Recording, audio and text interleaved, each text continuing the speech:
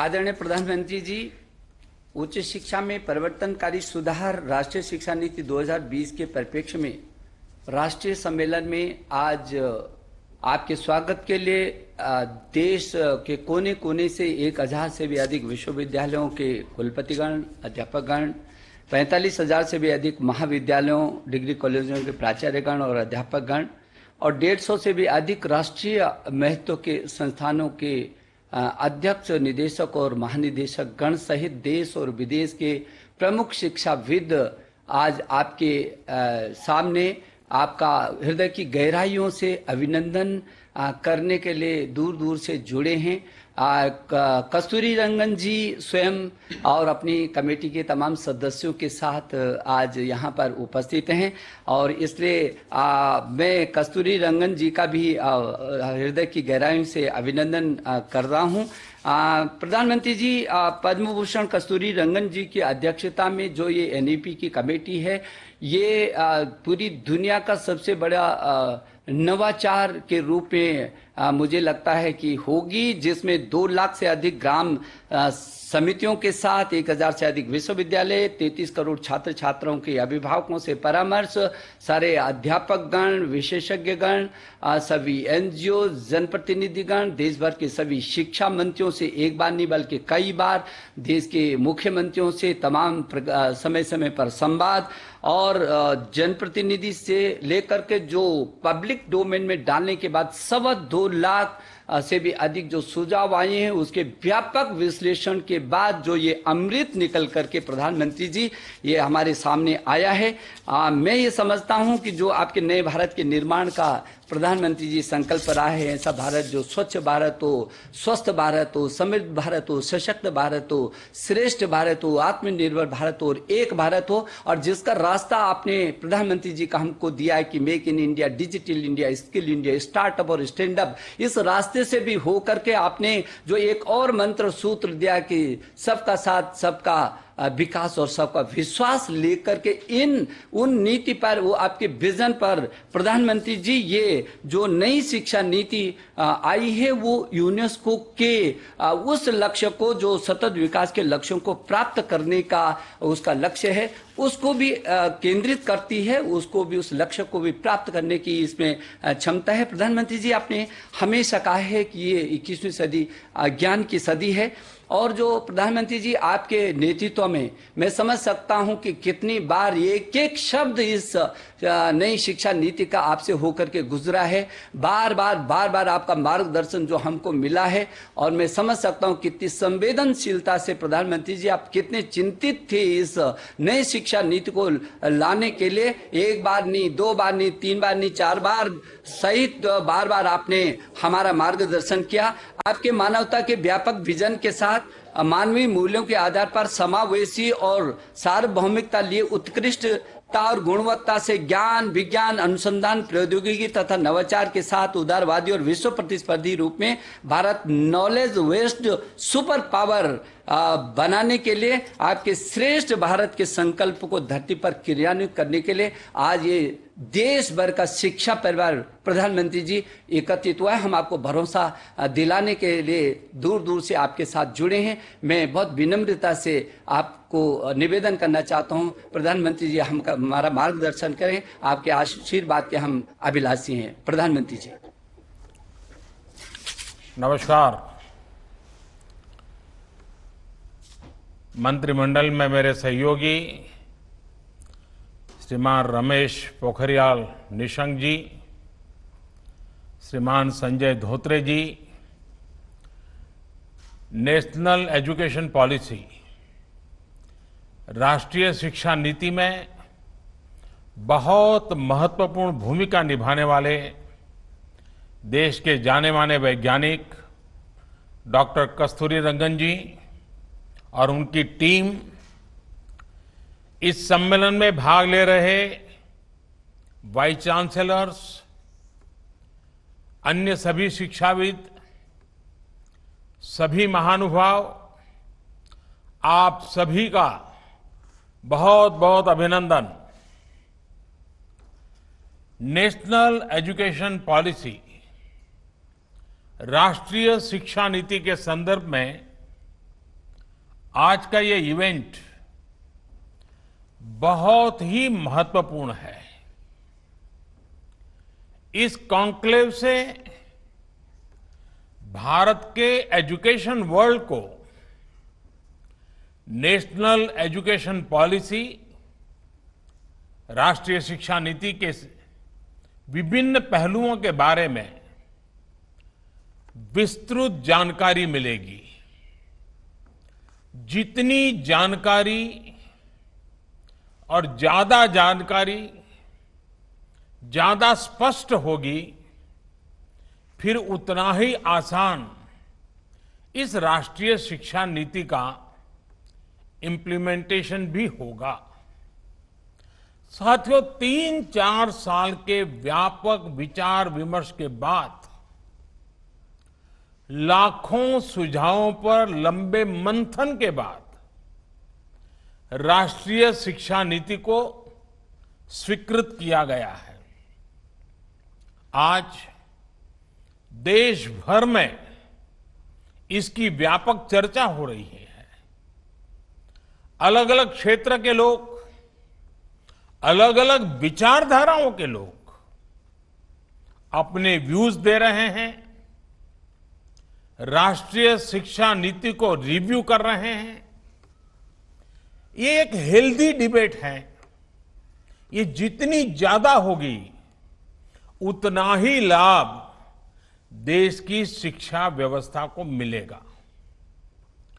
ये भी खुशी की बात है कि राष्ट्रीय शिक्षा नीति आने के बाद देश के किसी भी क्षेत्र से, किसी भी वर्ग से ये बात नहीं उठी कि इसमें किसी तरह का बायस है या किसी एक तरफा कोई झुकाव है। ये एक इंडिकेटर भी है कि लोग बरसों से चली आ रही एजुकेशन सिस्टम में जो बदलाव चाहते थे, वो उन्हें देखने को मिले हैं। वैसे कुछ लोगों के मन में ये सवाल आना बहुत स्वाभाविक है कि इतना बड़ा रिफॉर्म कागज पर तो कर दिया, लेकिन इसे जमीन पर कैसे उतारा जाएगा? यानी अब सबकी निगाहें इसके इम्प्लीमेंटेशन की तरफ है। इस चैलेंज को देखते हुए व्यवस्थाओं को बनाने में जहां कहीं कुछ सुधार की आवश्यकता है, वह हमें सबको मिलकर के करना है और करना ही है। आप सभी राष्ट्रीय शिक्षा नीति के इम्प्लीमेंटेशन में और उस काम में सीधे तौर पर जुड़े हैं और इसलिए आप सबकी भूमिका बहुत ज्यादा है, बहुत अहम है। जहां तक पॉलिटिकल विल की बात है, मैं पूरी तरह कमिटेड हूं, मैं पूरी तरह आपके साथ हूं। साथियों, हर देश अपनी शिक्षा व्यवस्था को अपनी नेशनल वैल्यूज के साथ जोड़ते हुए अपने नेशनल गोल्स के अनुसार रिफॉर्म्स करते हुए आगे बढ़ता है। मकसद ये होता है कि देश का एजुकेशन सिस्टम अपनी वर्तमान और आने वाली पीढ़ियों को फ्यूचर रेडी रखे, फ्यूचर रेडी करें। भारत की नेशनल एजुकेशन पॉलिसी, राष्ट्रीय शिक्षा नीति का आधार भी यही सोच है। राष्ट्रीय शिक्षा नीति 21वीं सदी के भारत की, नए भारत की फाउंडेशन तैयार करने वाली है। 21वीं सदी के भारत को हमारे युवाओं और हमारे युवाओं को जिस तरह की एजुकेशन की जरूरत है, जैसी स्किल्स चाहिए, राष्ट्रीय शिक्षा नीति पर इन बातों पर विशेष फोकस है। भारत को ताकतवर बनाने के लिए, विकास की नई ऊंचाई पर पहुंचाने के लिए भारत के नागरिकों को और सशक्त करने के लिए उन्हें ज्यादा से ज्यादा अवसरों के उपयुक्त बनाने के लिए इस एजुकेशन पॉलिसी में खास जोर दिया गया है। जब भारत का स्टूडेंट, चाहे वो नर्सरी में हो या फिर कॉलेज में साइंटिफिक तरीके से पढ़ेगा, तेजी से बदलते हुए समय और तेजी से बदलती जरूरतों के हिसाब से पढ़ेगा, तो वो नेशन बिल्डिंग में कंस्ट्रक्टिव भूमिका निभा पाएगा।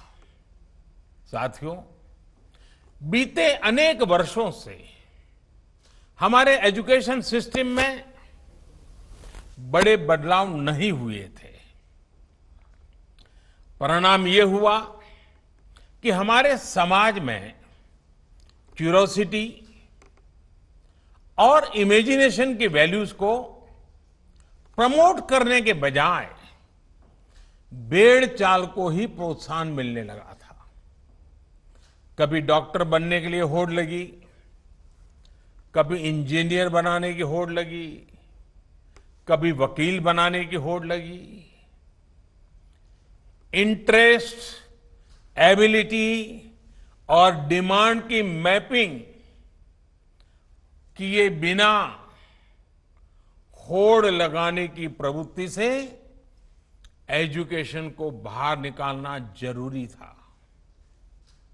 हमारे स्टूडेंट्स में, हमारे युवाओं में क्रिटिकल थिंकिंग और इनोवेटिव थिंकिंग विकसित कैसे हो सकती है, जब तक हमारी शिक्षा में पैशन ना हो, फिलॉसॉफी ऑफ एजुकेशन ना हो, पर्पज ऑफ एजुकेशन ना हो। साथियों, आज गुरुवर रविंद्रनाथ ठाकुर की पुण्यतिथि भी है। वो कहते थे, उच्चतम शिक्षा वो है जो हमें सिर्फ जानकारी नहीं देती, बल्कि हमारे जीवन को समस्त अस्तित्व के साथ सद्भाव में लाती है। निश्चित तौर पर राष्ट्रीय शिक्षा नीति का बृहद लक्ष्य इसी से जुड़ा है। इसके लिए टुकड़ों में सोचने के बजाय एक होलिस्टिक अप्रोच की जरूरत थी, जिसको सामने रखने में राष्ट्रीय शिक्षा नीति सफल रही है। साथियों, आज जब राष्ट्रीय शिक्षा नीति मूर्त रूप ले चुकी है, तो मैं उस समय और सवालों की भी चर्चा आपसे करना चाहता हूं, जो हमारे सामने शुरुआती दिनों में आए थे। उस समय जो दो सबसे बड़े सवाल थे, वो यही थे कि क्या हमारी शिक्षा व्यवस्था हमारे युवाओं को क्रिएटिव, क्यूरियोसिटी और कमिटमेंट ड्रिवन लाइफ के लिए मोटिवेट करती है। आप लोग इस क्षेत्र में इतने वर्षों से हैं, आपने अपना जीवन शिक्षा के लिए खपा दिया है, समर्पित किया है। आप लोग इसका जवाब बेहतर जानते हैं। साथियों, हमारे सामने दूसरा सवाल था कि क्या हमारी शिक्षा व्यवस्था हमारे युवाओं को एम्पावर करती है, देश में एक एम्पावर्ड सोसाइटी के निर्माण में मदद करती है। आप सब इन सवालों से भी परिचित हैं और जवाबों से भी भली भांति परिचित है। साथियों, आज मुझे संतोष है कि भारत की नेशनल एजुकेशन पॉलिसी, राष्ट्रीय शिक्षा नीति को बनाते समय इन सवालों पर गंभीरता से काम किया गया। साथियों, बदलते समय के साथ एक नई विश्व व्यवस्था, एक नए रंग रूप और व्यवस्थाओं में बदलाव, एक नई विश्व व्यवस्था खड़ी हो रही है। एक नया ग्लोबल स्टैंडर्ड भी तय हो रहा है। इसके हिसाब से भारत का एजुकेशन सिस्टम खुद में बदलाव करे, ये भी किया जाना बहुत जरूरी था। स्कूल करिकुलम के 10+2 स्ट्रक्चर से आगे बढ़कर अब 5+3+3+4 करिकुलम का स्ट्रक्चर देना इसी दिशा में एक कदम है। हमें अपने स्टूडेंट्स को ग्लोबल सिटीजन भी बनाना है और इसका भी ध्यान रखना है कि वे ग्लोबल सिटीजन तो बने, लेकिन साथ साथ अपनी जड़ों से भी जुड़े रहें। जड़ से लेकर के जग तक, मनुष्य से मानवता तक, अतीत से आधुनिकता तक सभी बिंदुओं का समावेश करते हुए इस राष्ट्रीय शिक्षा नीति का स्वरूप तय किया गया है। साथियों, इस बात में कोई विवाद नहीं है कि बच्चों के घर की बोली और स्कूल में पढ़ाई की भाषा एक ही होने से बच्चों के सीखने की गति बेहतर होती है। ये एक बहुत बड़ी वजह है जिसकी वजह से जहां तक संभव हो 5th क्लास तक बच्चों को उनकी मातृभाषा में ही पढ़ाने पर सहमति दी गई है। इससे बच्चों को और बच्चों की नींव तो मजबूत होगी ही, उनके आगे की पढ़ाई के लिए भी उनका बेस और मजबूत होगा। साथियों, अभी तक जो हमारी शिक्षा व्यवस्था है उसमें व्हाट टू थिंक, मैं बहुत जिम्मेवारी से बोल रहा हूं, व्हाट टू थिंक पर फोकस रहा है, जबकि इस शिक्षा नीति में हाउ टू थिंक उस पर बल दिया जा रहा है। ये मैं इसलिए कह रहा हूं कि आज जिस दौर में हम, और ये दौर ऐसा है जहां इंफॉर्मेशन और कंटेंट की कोई कमी नहीं है, एक प्रकार से बाढ़ आई हुई है। हर प्रकार की जानकारी आपके मोबाइल फोन पर अवेलेबल है। जरूरी ये है कि कौन सी जानकारी हासिल करनी है, क्या पढ़ना है। इस बात को ध्यान में रखकर ही राष्ट्रीय शिक्षा नीति में प्रयास किया गया है कि जो पढ़ाई के लिए लंबा चौड़ा सिलेबस होता है, ढेर सारी किताबें होती हैं, उसकी अनिवार्यता को कम किया जाए। अब कोशिश ये है कि बच्चों को सीखने के लिए inquiry based, discovery based, discussion based और एनालिसिस बेस्ड तरीकों पर जोर दिया जाए। इससे बच्चों में सीखने की ललक बढ़ेगी और उनके क्लास में उनका पार्टिसिपेशन भी बढ़ेगा। साथियों, हर विद्यार्थी को, स्टूडेंट को यह अवसर मिलना ही चाहिए कि वो अपने पैशन को फॉलो करे। वो अपनी सुविधा और जरूरत के हिसाब से किसी डिग्री या कोई कोर्स को फॉलो कर सके और अगर उसका मन करे तो वो छोड़ भी सके। अक्सर ऐसा होता है कि कोई कोर्स करने के बाद स्टूडेंट जब जॉब के लिए जाता है तो उसे पता चलता है कि जो उसने पढ़ा है वो जॉब की रिक्वायरमेंट को पूरा नहीं करता। कई स्टूडेंट को अलग अलग वजहों के से बीच में ही कोर्स छोड़कर जॉब करनी पड़ती है। ऐसे सभी स्टूडेंट्स की जरूरतों का ख्याल रखते हुए मल्टीपल एंट्री एग्जिट का ऑप्शन दिया गया है। अब स्टूडेंट वापस अपने कोर्स से जुड़कर अपनी जॉब रिक्वायरमेंट के हिसाब से ज्यादा इफेक्टिव तरीके से पढ़ाई कर सकता है, लर्न कर सकता है। इसका एक और एस्पेक्ट है, जब स्टूडेंट्स को यह भी स्वतंत्रता होगी कि अगर वो कोई कोर्स बीच में छोड़कर दूसरे कोर्स में प्रवेश लेना चाहे तो वो कर सकते हैं। इसके लिए वो पहले कोर्स से एक निश्चित समय तक ब्रेक ले सकते हैं और दूसरा कोर्स ज्वाइन कर सकते हैं।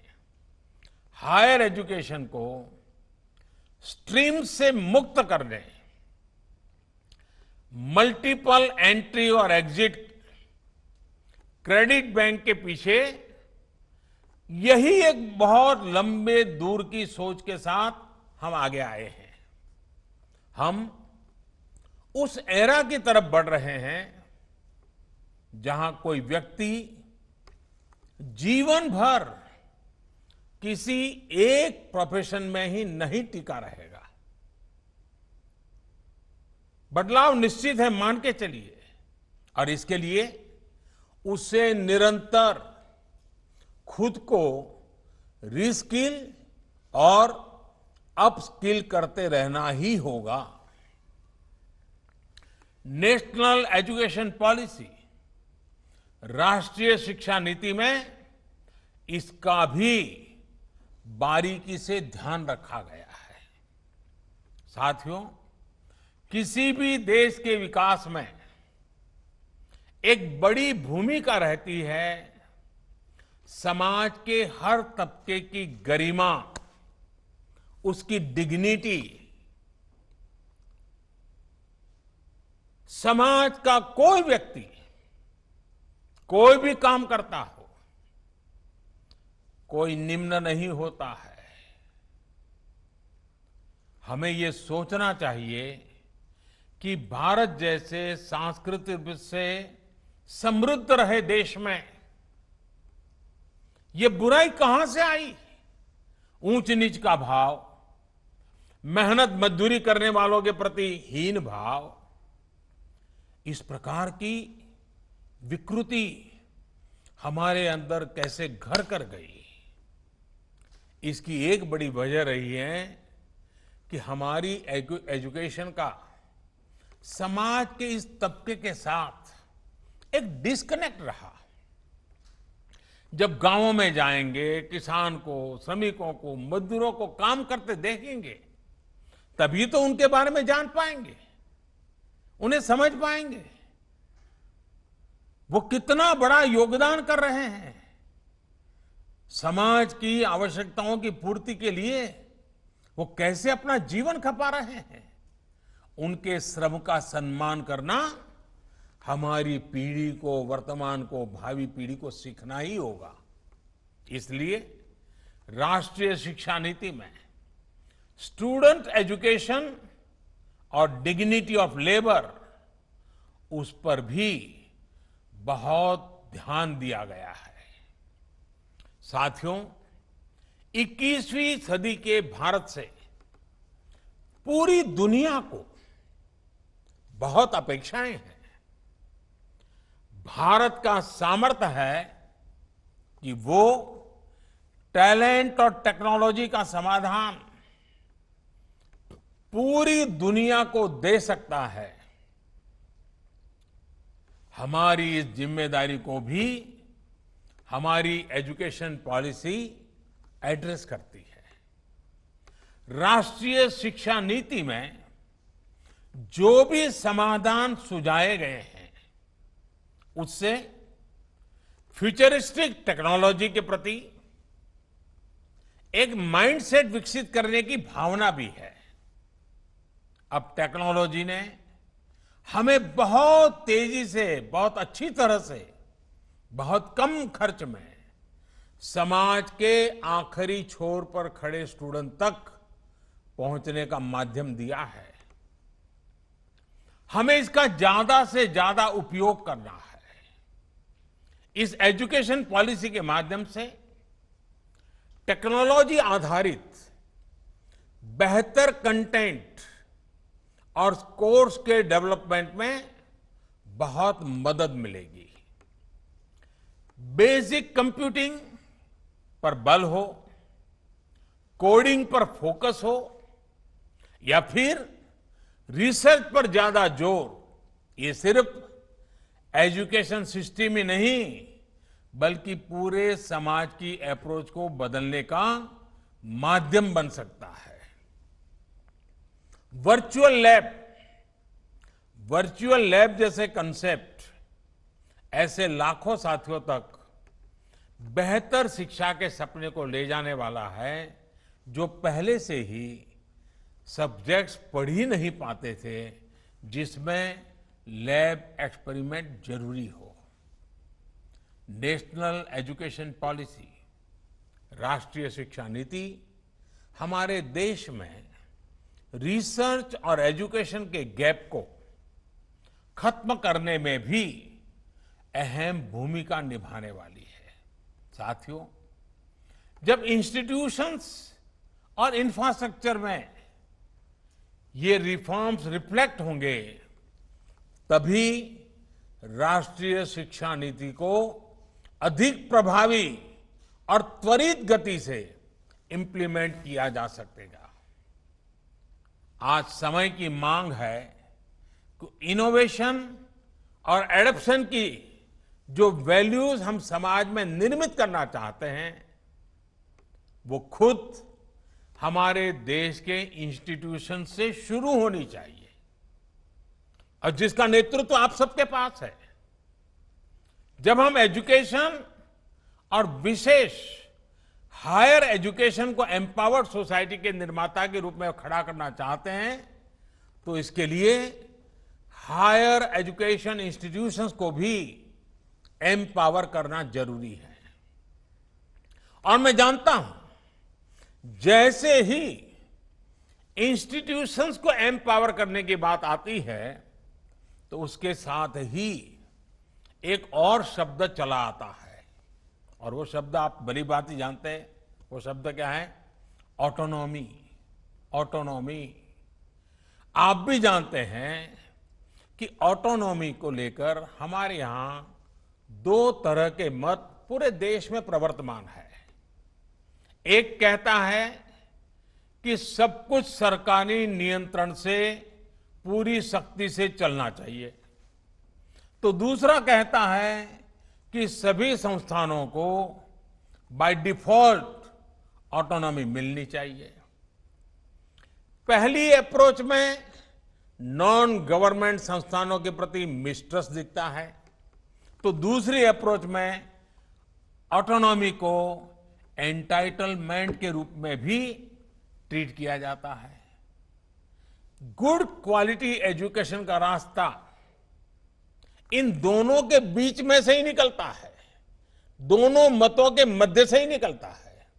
जो संस्थान क्वालिटी एजुकेशन के लिए ज्यादा काम करे, उसको ज्यादा फ्रीडम से रिवॉर्ड किया जाना चाहिए। इससे क्वालिटी को एनकरेजमेंट मिलेगा और सबको ग्रो करने के लिए इंसेंटिव भी मिलेगा। नेशनल एजुकेशन पॉलिसी, राष्ट्रीय शिक्षा नीति आने से पहले हाल के वर्षों में आपने भी देखा है कि कैसे हमारी सरकार ने अनेकों इंस्टीट्यूशंस को ऑटोनॉमी देने की पहल की है। मुझे उम्मीद है राष्ट्रीय शिक्षा नीति का जैसे जैसे विस्तार होगा, शिक्षा संस्थानों को ऑटोनॉमी की प्रक्रिया भी और तेज होगी। साथियों, देश के पूर्व राष्ट्रपति, महान वैज्ञानिक डॉक्टर एपीजे अब्दुल कलाम कहा करते थे, the purpose of education is to make good human beings with skill and expertise. Enlighten human beings can be created by teachers. वाकई शिक्षा व्यवस्था में बदलाव देश को अच्छे स्टूडेंट्स, अच्छे प्रोफेशनल्स और उत्तम नागरिक देने का बहुत बड़ा माध्यम आप सभी हैं। आप सभी टीचर्स ही हैं, प्रोफेसर्स ही हैं। शिक्षा जगत से जुड़े आप ही लोग इस काम को करते हैं और कर सकते हैं। इसलिए नेशनल एजुकेशन पॉलिसी, राष्ट्रीय शिक्षा नीति में डिग्निटी ऑफ टीचर्स का भी ध्यान रखा गया है। एक प्रयास ये भी है कि भारत का जो टैलेंट है वो भारत में ही रहकर आने वाली पीढ़ियों का विकास करे। राष्ट्रीय शिक्षा नीति में टीचर ट्रेनिंग पर बहुत जोर है। वो अपनी स्किल्स लगातार अपडेट करते रहें, इस पर बहुत जोर है। I believe when a teacher learns, a nation leads. साथियों, नेशनल एजुकेशन पॉलिसी, राष्ट्रीय शिक्षा नीति को अमल में लाने के लिए हम सभी को एक साथ संकल्पबद्ध होकर काम करना है। यहां से universities, colleges, school education boards, अलग अलग स्टेट्स, अलग अलग स्टेक होल्डर्स के साथ संवाद और समन्वय का नया दौर शुरू होने वाला है। आप सभी साथी, क्योंकि हायर एजुकेशन के सबसे शीर्ष संस्थानों के शीर्ष में है, तो आपकी जिम्मेदारी ज्यादा है। मेरा आग्रह है कि राष्ट्रीय शिक्षा नीति पर लगातार वेबिनार करते रहिए, डिस्कशंस करते रहिए, नीति के लिए रणनीति बनाइए, रणनीति को लागू करने के लिए रोड मैप बनाइए, रोड मैप के साथ टाइमलाइन जोड़िए, उसको इंप्लीमेंट करने के लिए रिसोर्सेज, ह्यूमन रिसोर्सेज, इस सबको जोड़ने की योजना बनाइए। और ये सारा चीज ये नई नीति के प्रकाश में आप ही को करना है। राष्ट्रीय शिक्षा नीति सिर्फ एक सर्कुलर नहीं है। राष्ट्रीय शिक्षा नीति सिर्फ सर्कुलर जारी करके, नोटिफाई करके इंप्लीमेंट नहीं हो सकती है। इसके लिए मन बनाना होगा। आप सभी को दृढ़ इच्छा शक्ति दिखानी होगी। भारत के वर्तमान और भविष्य को बनाने के लिए, आपके लिए, हम सब के लिए ये एक महायज्ञ है। 21वीं सदी में मिला हुआ एक बहुत बड़ा हमें अवसर है। हमारे इन प्रयासों से पूरी शताब्दी को एक दिशा मिलने वाली है और इसमें इस गौरवपूर्ण अध्याय में जुड़ने के लिए मैं आपको निमंत्रित देता हूं। इसमें आपका योगदान बहुत आवश्यक है। इस कॉन्क्लेव को देख रहे, सुन रहे प्रत्येक का योगदान आवश्यक है। मुझे विश्वास है इस कॉन्क्लेव में राष्ट्रीय शिक्षा नीति के इफेक्टिव इंप्लीमेंटेशन को लेकर बेहतर सुझाव, बेहतर समाधान निकल करके आएंगे। और मैं विशेष रूप से आज जब मुझे अवसर मिला है तो सार्वजनिक रूप से डॉक्टर कस्तूरी रंगन जी का, उनकी पूरी टीम का बहुत बहुत अभिनंदन करता हूं, बहुत बहुत धन्यवाद करता हूं। यह काम छोटा नहीं था, बहुत बड़ा काम था। बहुत लोगों के सुझाव थे, बहुत अपेक्षाएं थी और फुल स्टॉप कॉमा भी उधर उधर हो जाता तो पता नहीं क्या हो जाता।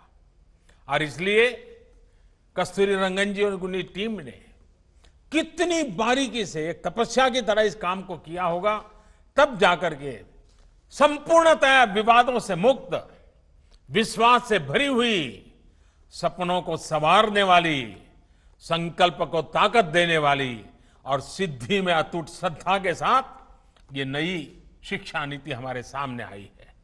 मुझे विश्वास है कि देश के भावी पीढ़ी के उज्जवल भविष्य के लिए, वर्तमान पीढ़ी के सामर्थ्य को बढ़ाने के लिए ये नई शिक्षा नीति बहुत काम आएगी। मैं फिर एक बार शिक्षा जगत के आप सभी महानुभावों को प्रणाम करते हुए बहुत बहुत शुभकामनाएं देता हूं, बहुत बहुत आभार व्यक्त करता हूं।